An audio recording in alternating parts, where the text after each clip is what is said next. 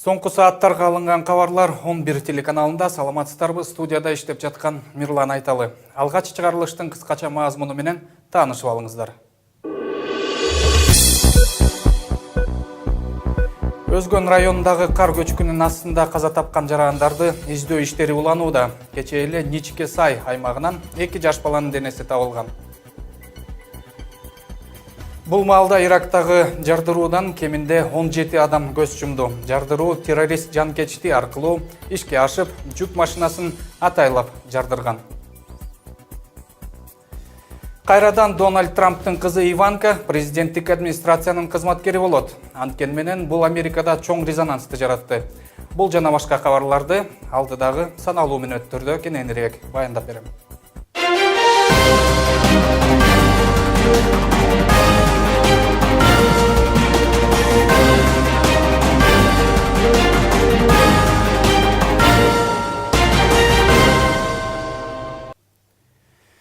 Кечээ күнү Өзгөн районунун Зергер айылында жер көчкү басып калган жарандарды издөө учурунда куткаруучулар 2 баланын сөөгүн табышты. Бул тууралуу Өзгөчө кырдаалдар министрлиги билдирет.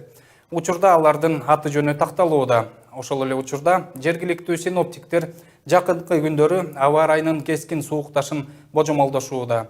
Мындай көрүнүш издөө иштерине тоскоол болушу ыктымал деп белгилейт министрликтен. Теманы улай, бул күндөрү тышкы иштер министри Эрлан Абдылдаев Жапонияда иш сапары менен жүрүп, анын алкагында кесиптеши Нобуо Киши менен жолукту. Пландалган 2 документтин бири дал ушул кар көчкүнүн алдын алууга багытталат. Нобуо Киши Бишкек-Ош унаа жолундагы кар көчкүнүн алдын алуу жана Жапон тарап берген жол эксплуатациялык техниканы жакшыртуу долбоору боюнча $47 миллион бааланып жаткан келишимдин маанилүүлүгүн баса белгиледи. Ирактын борбору Багдадта теракт болуп, 17 адам каза тапты. Жардыруу террорист жанкечти аркылуу ишке ашып, жүк машинасын атайлап жардырган. Бул тууралуу дүйнөнүн бир катар маалымат агенттиктери жазып чыкты.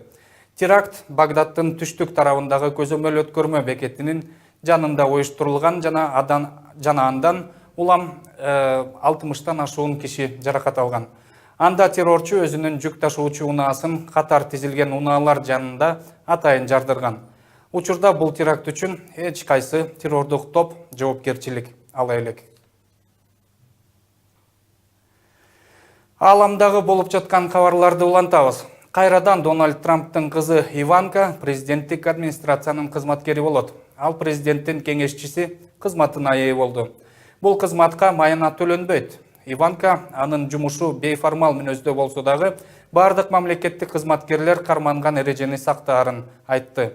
Иванка атасына кеңешчи болоору тууралуу маалыматтар 20 мартта эле белгилүү болгон. Анда расмийлер президенттин улуу кызынын Ак үйдө жумушчу кабинети болоорун жарыялаган эле. Маалыматта Иванка Трамп президенттик администрациядан эч кандай расмий кызмат ордуна бекилбей турганын белгилешкен.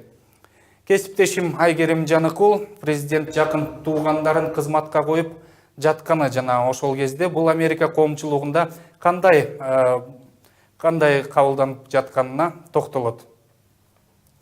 Айгерим, биз билебиз, жакында эле Трамптын күйөө баласы Ак үйдө анын жакын кеңешчи кызматын аткарары маалым болгон. Бул ирет Иванка аттуу кызы президенттик администрациянын кызматкери болоорун белгилеп өтүштү. Негизи Кыргызстандагы көрүнүштү алганда бул чоң айырмачылык катары болуп эсептелинет.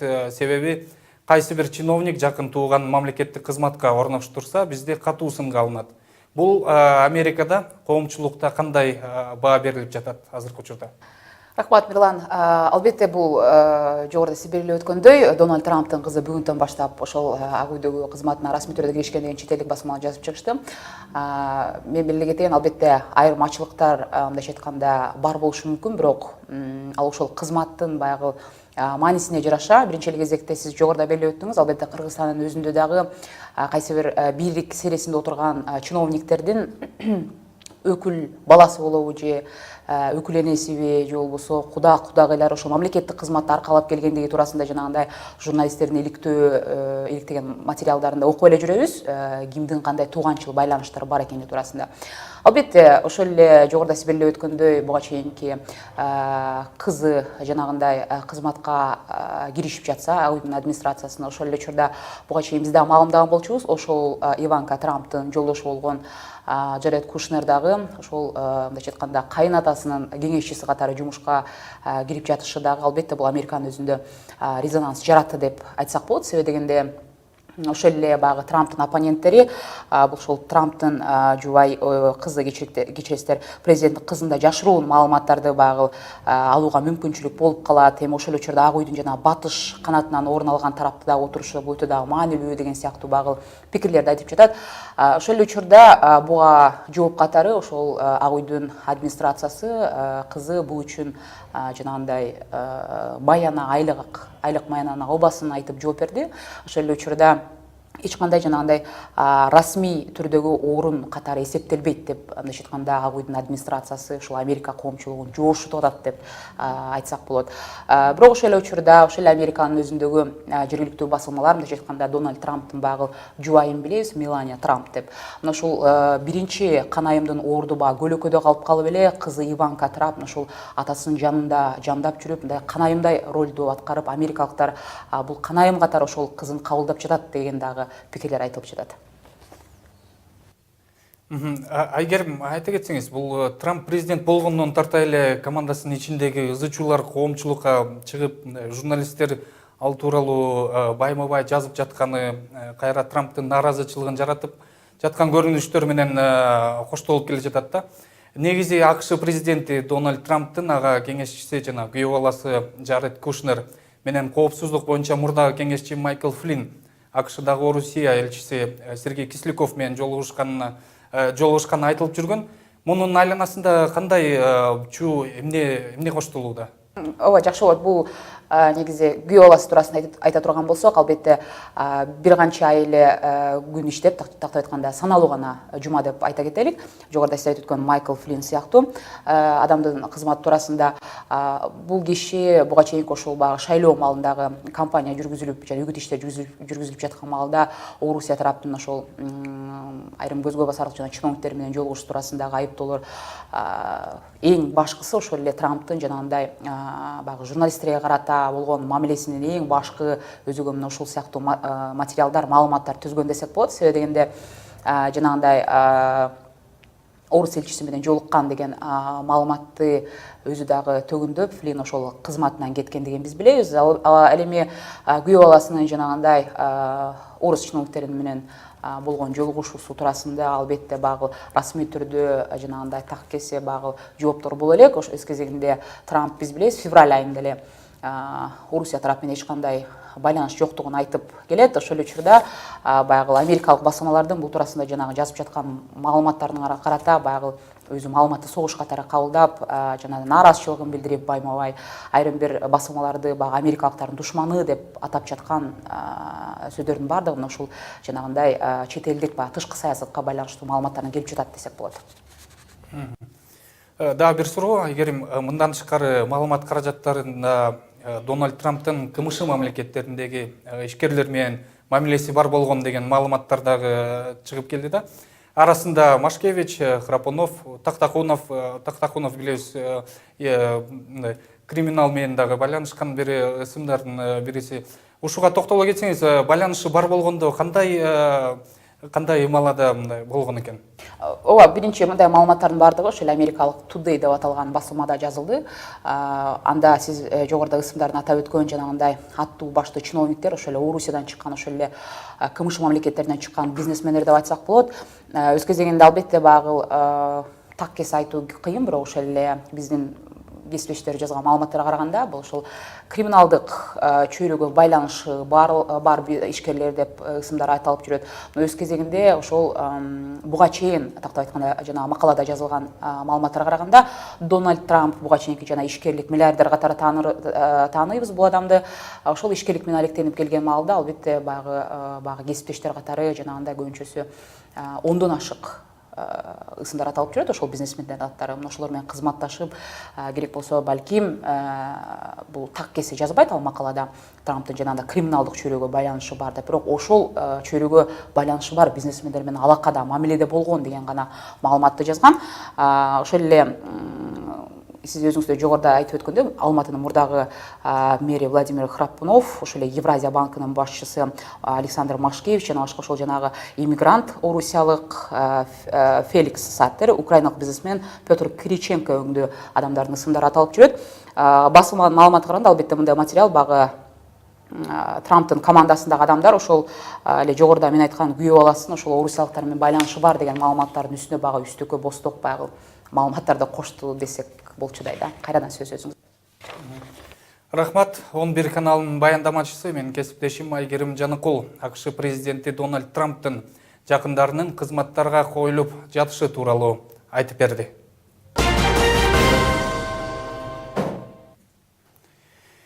Дүйнөлүк кабарлардан жер ортолук деңизинде 147 качкынды ташып бараткан резина кайык чөгүп кетти. Анын натыйжасында бир өспүрүм гана тирүү калып, калгандары деңизге чөгүп кетишкен. Тирүү калган адам гамбиялык өспүрүм экенин эл аралык миграция уюму билдирди.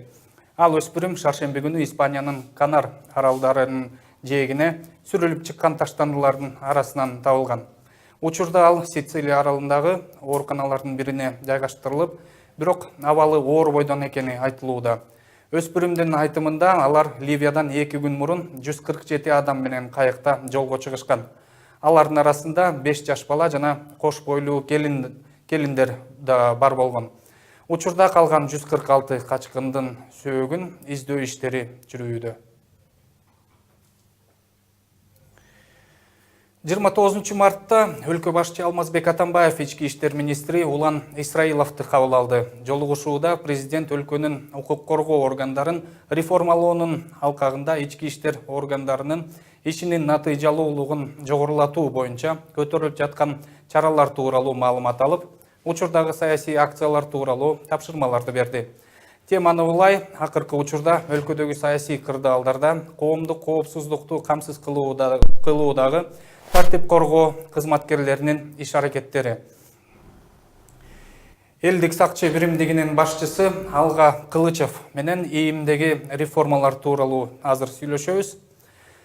Алга мырза, куш келипсиз. Соңку учурларда өлкөдө болгон саясий окуяларга байланыштуу тартип коргоо органдарынын кызматкерлеринин иш аракеттерине карата ар кандай сын пикирлер айтылып келүүдө да.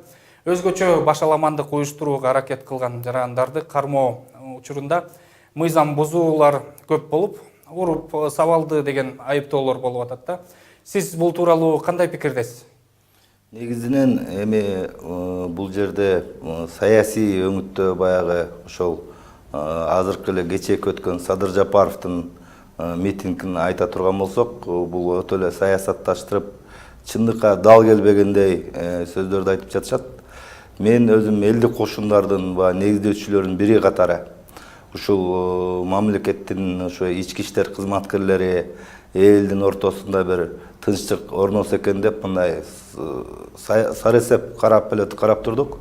Чындыгында ушу тарапташтары өзүлөрү биринчиден ушу милицияларды ушу Садыр Жапаровдун карындашы жана анын баягы көлдөн берки атактуу бир аял топтору бар бир.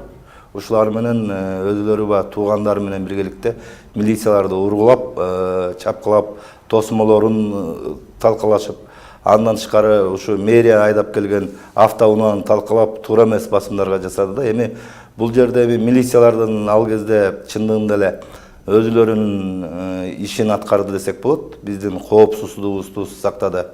Чындыгында митинг кылган жарандар 2012 жылкы ушу митингтерди өткөзүү боюнча чыккан мыйзамды эске алып койсо туура болот да. Айтайын дегеним, митинг кылуу менен биргеликте өзүңдүн жана бөлөк адамдарынан укугун тебелебей, алардын тынччылыгына, өмүрүнө коркунуч келтирбей, бизде демократия каалаганча митингди өткөзө бер. Ушундай деп жооп берет элем. Айта кетсеңіз, мына биз билебиз, буга чейин сиз ийимдеги реформалар тууралуу да үн кошуп келгенсиз да. Ошентсе да көптөгөн жылдардан бери бул тема актуалдуулугун жогото элек. Бир канча убакыттан бери ички иштер органдарын реформалоо болуп жатат деген маселенин тегерегинде анын натыйжалары катары эмнелерди көрүп жатасыз?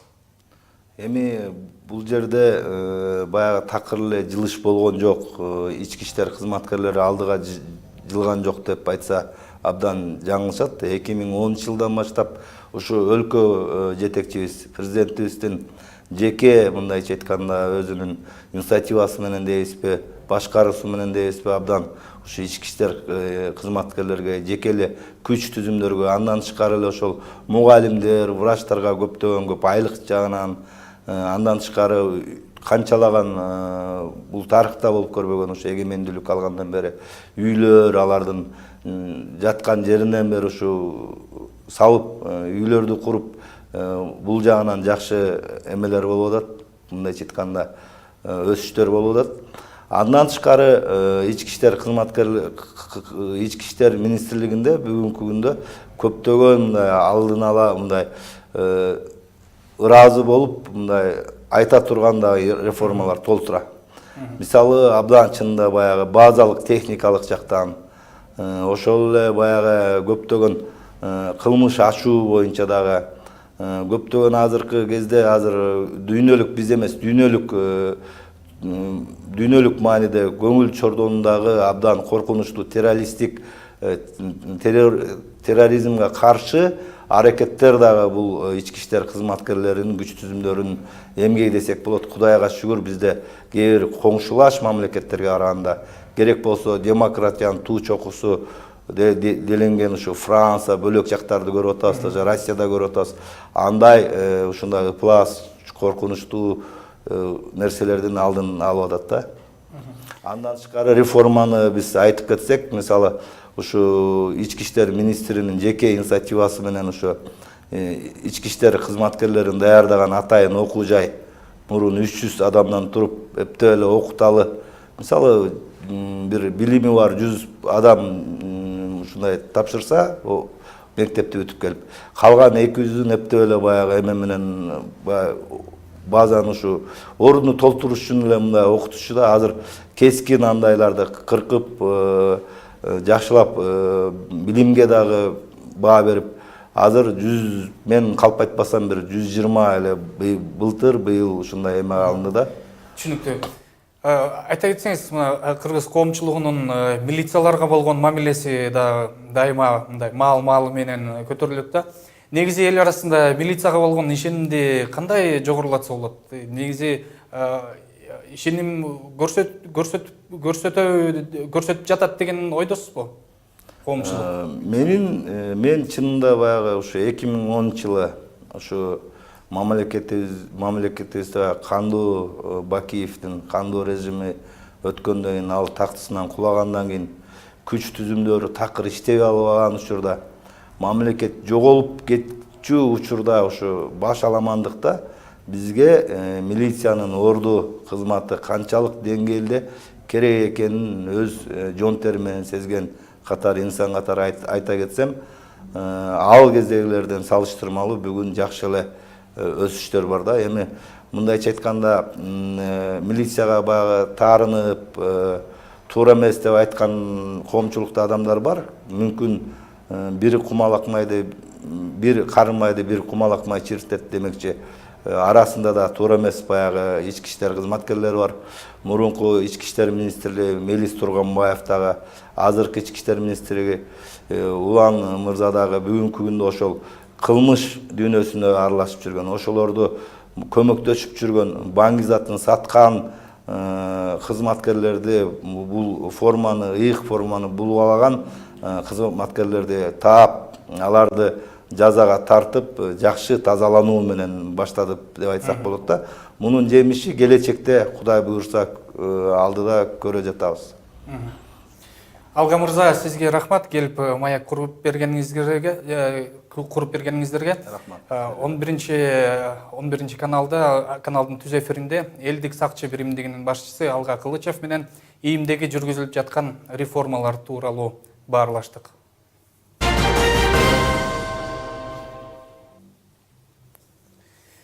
Акыйкатчы Кубат Оторбаев бийликти Азаттык радиосу менен Заноза маалымат агенттигинин банктык эсебине салынган арестти алууга чакырды.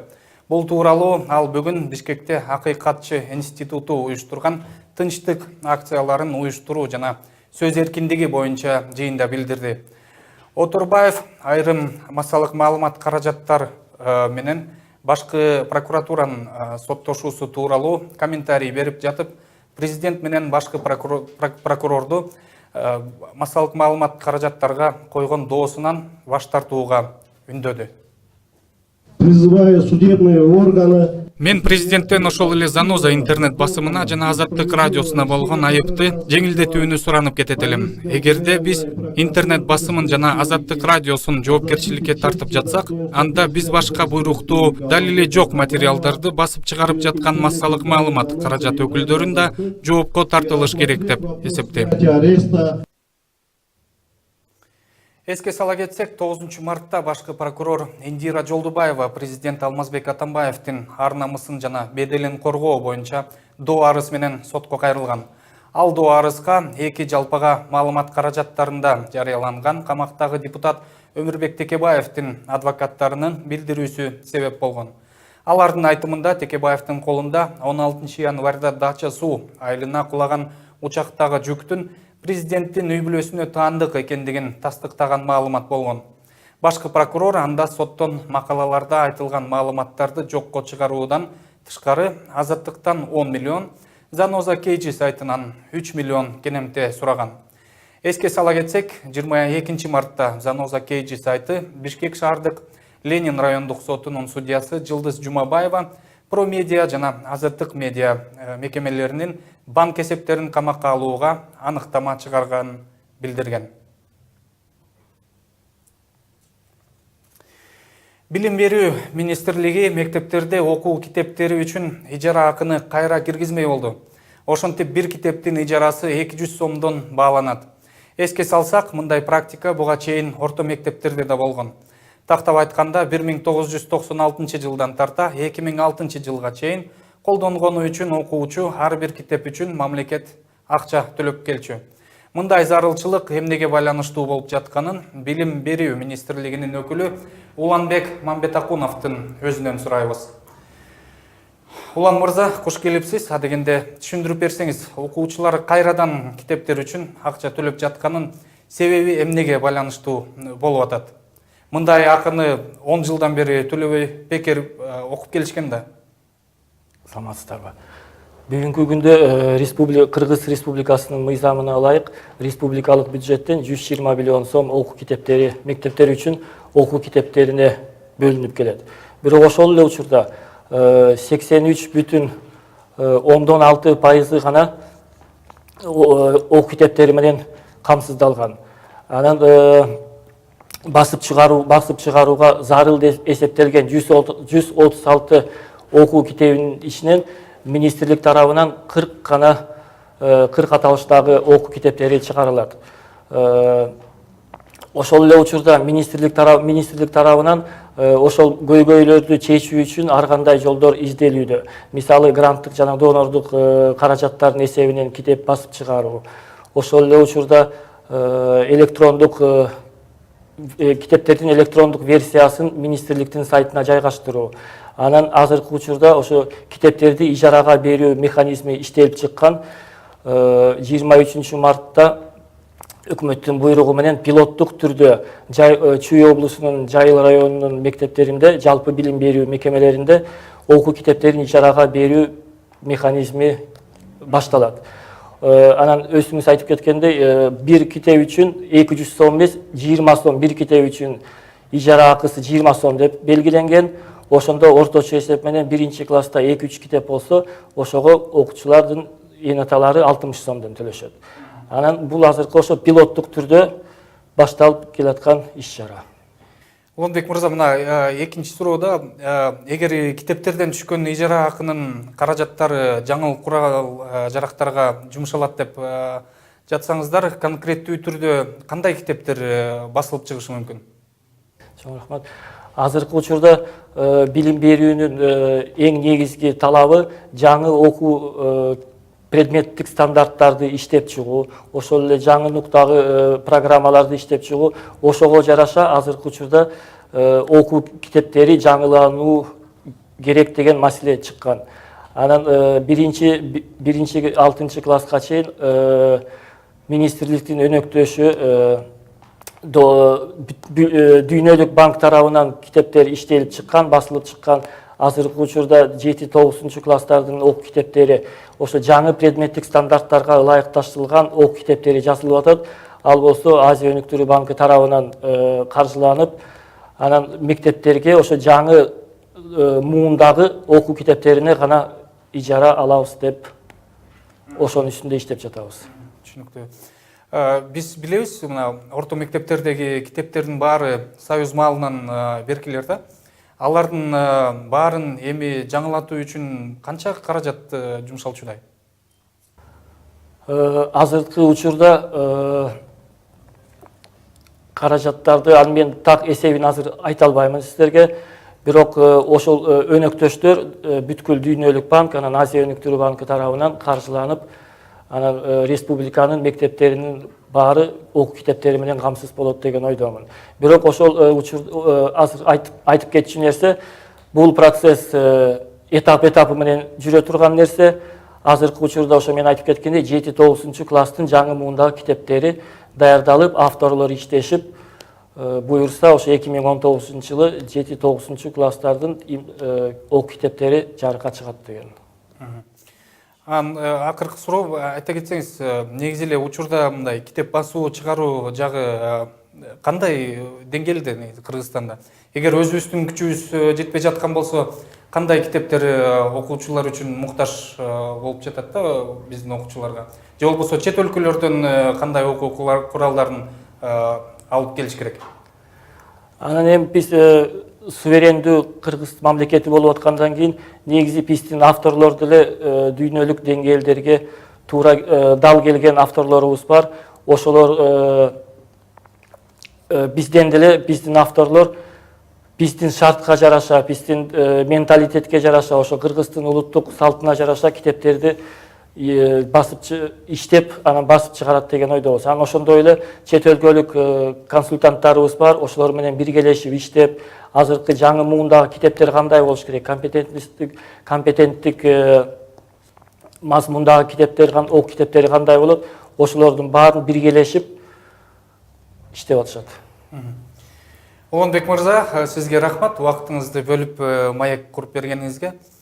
Билим берүү министрлигинин адиси Уланбек Мамбетакунов 11 каналында окуу куралдары орто мектепте окуганга окуучуларга карата кайрадан киргизилип жаткан китеп жырасы тууралуу бизге айтып берди. Биз болсо азырынча ушундай жаңылыктарга токтоло туралык. Сиздер кечки саат 7 жана 8-дерде жаңылыктардын чыгарылышында дагы башка окуялар тууралуу маалымат аласыздар.